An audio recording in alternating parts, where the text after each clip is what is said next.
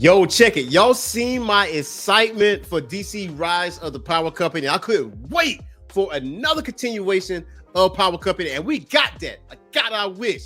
Sorta. We talking about DC's The Power Company Recharged #1. What are you waiting on? Roll that intro, cuz. Yeah.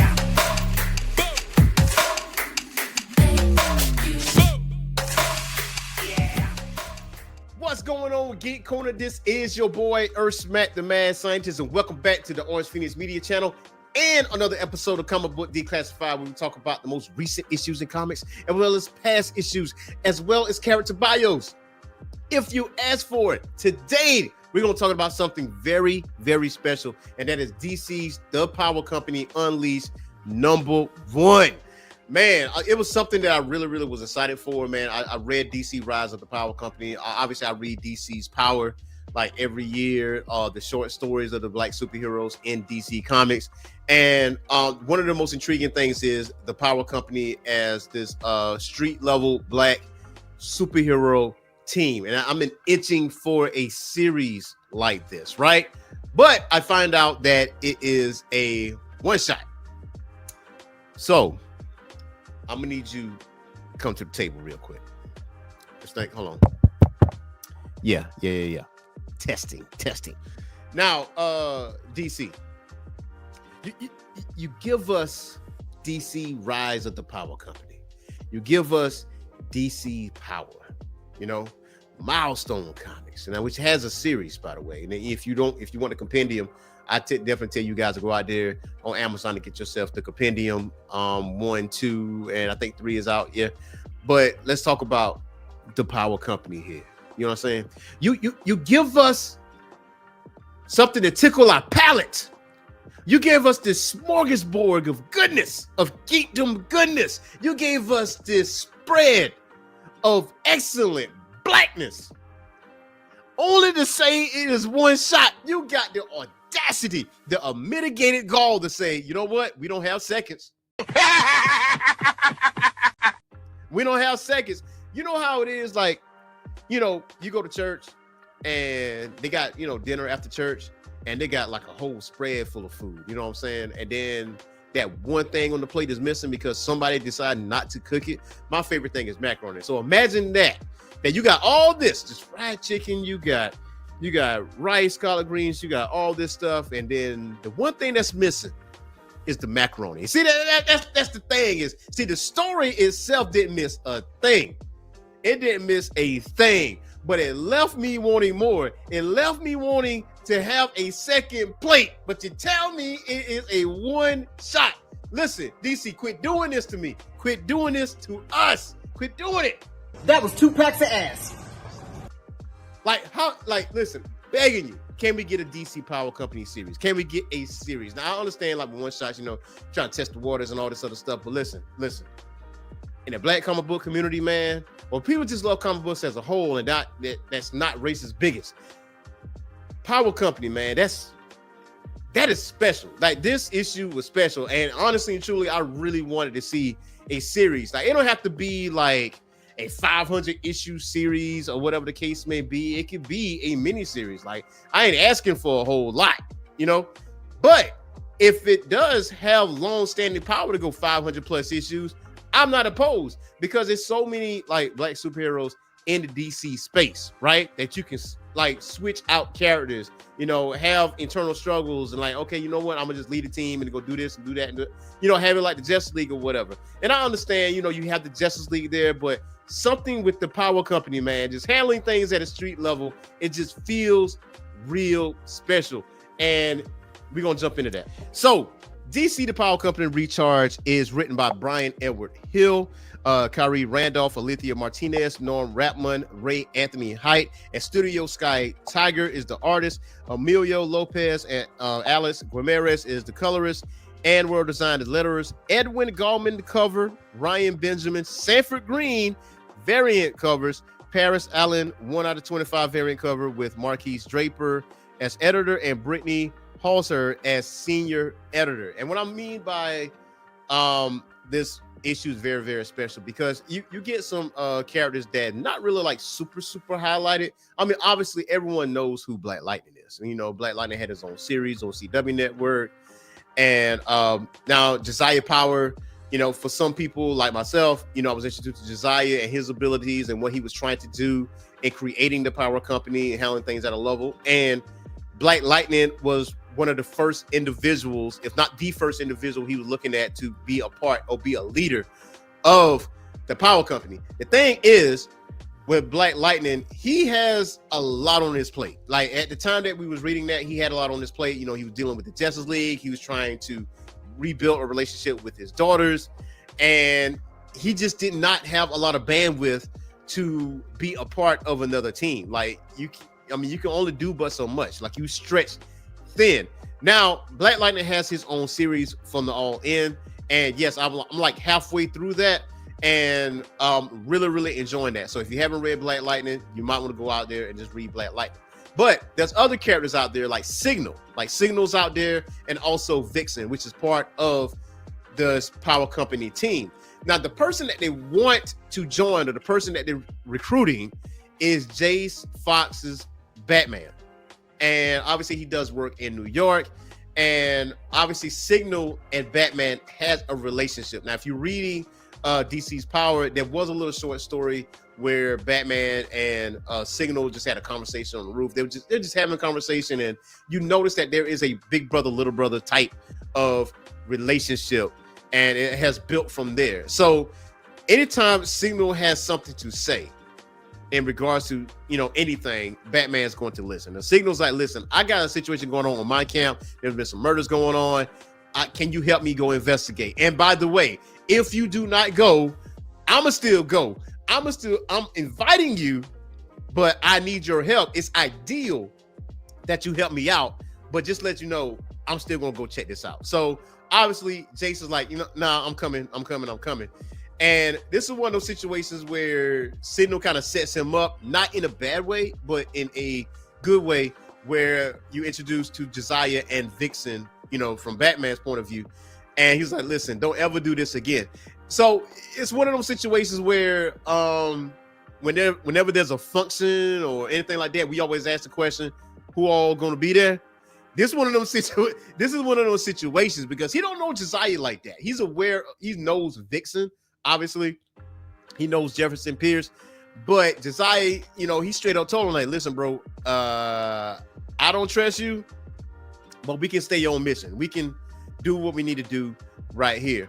So from this standpoint, they're dealing with the after effects of Amanda Waller and the Absolute Power storyline. Now, Amanda Waller did some serious damage when it comes to the image of metahumans.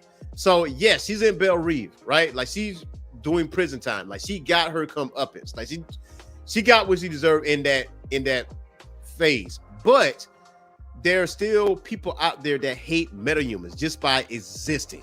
So from that standpoint, within this group, there's a subgroup called the Sons of Liberty. And with the Sons of Liberty, this extremist group is hunting down or harassing metahumans. And there's one particular one that stands out of the Sons of Liberty, and he's known as the Agent of Liberty. And he's going out there and actually murdering metahumans, which actually starts out this story, which is why Signal is asking for Batman's help.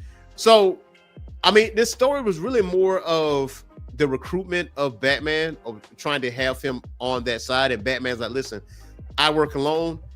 Y'all can't do much for me. I do better alone. No offense to that. He said, but Signal, you can manipulate light. Vixen, you have animalistic abilities. Black Lightning, you control electricity.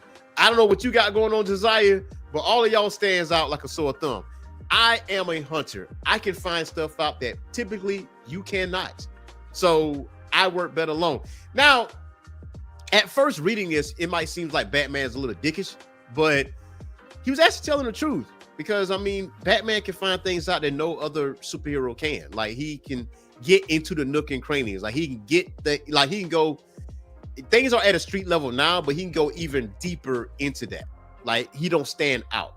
He comes out in the dark. And on top of that, if you're not familiar with Jace Fox's Batman, he's the son of Lucius Fox, and how he's been trained physically, as far as armed and unarmed combat, there's one particular character that trained him out of the many, and that is Katana. If you're not familiar with Katana, if you are familiar, which I'm pretty sure you are, if you watch Suicide Squad, she's the one with the katana blade. She was the assassin. She was one of the individuals that trained this Batman. So he's very, very capable of handling things on his own. And also, he used to be a mercenary, and he also was part of NYPD. So as far as like investigating and figuring things out, as he goes to the scene of the crime where this Aaron, the metahuman, and his family was murdered, he was thinking in the mind of a killer.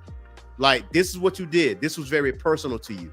You didn't use a gun, you used a knife. And you see him like just researching and investigating, doing the things that Batman really does. So if you look at Bruce Wayne is actually methodical like this. So if there was anybody like real close to Batman, I would say Jace will be very much closer to him as far as like a personality on how he handles certain things. But I would say no to him, because even he's having this inner monologue with himself.